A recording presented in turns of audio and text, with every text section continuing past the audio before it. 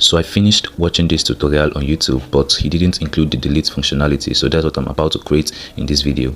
So first thing you should do is to wrap the edit button with a div.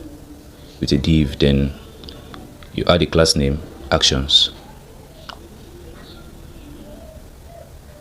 Then you create the div for the delete button itself. Class name of delete. Then you go to hero icons, then copy the SVG for the delete icon. After that, you add the delete post text, delete blog one. It's not looking nice, so we have to style that. You go to app.cxs, then for the actions, you first make it flexed, then you center the element. It's looking better. Then imagine bottom of like 10 pixels. After that, you have to style the delete button itself. So you basically will just copy the style from the edit button, then paste it in the delete button. Then we change the background color to red. It will need a gap. So let's say gap of 10 pixels. After that, let's make the delete button functional. You go to postpage.jsx, then you create the delete post function. It's going to be an async function because we're going to be fetching from the database. So const response will be equals to fetch. Then the URL of the endpoint. We haven't created the delete endpoint yet, but just keep watching.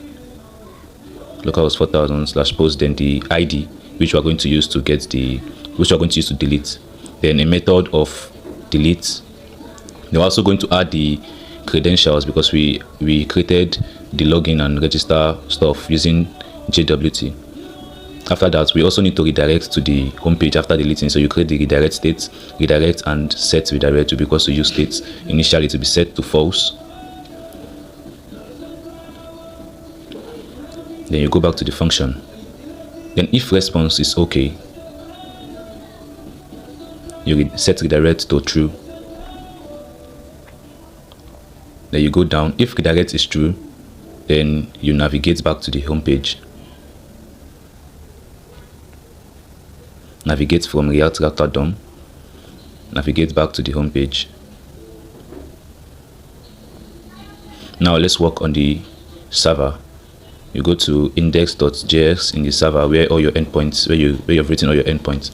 Then you add app.delete, then the URL /post / the dynamic IDs, then async request and response. So we need our token so that only verified users can access the delete functionality. So we just copy and paste the token algorithm from the update post, then we remove what we don't need. So now we got our ID from the request.params. If everything goes well, we'll respond with deleted. So to delete, we'll just write await post.find by ID and delete, then put your ID. As simple as that. The last step is to go back to your post page.jsx. After going back, in your button, you add an onClick function, which you are going to use to call the delete post function. Save. After you save, you test it out. Let's check our network. Delete. See, our network deleted successfully. Thanks for watching. Yeah.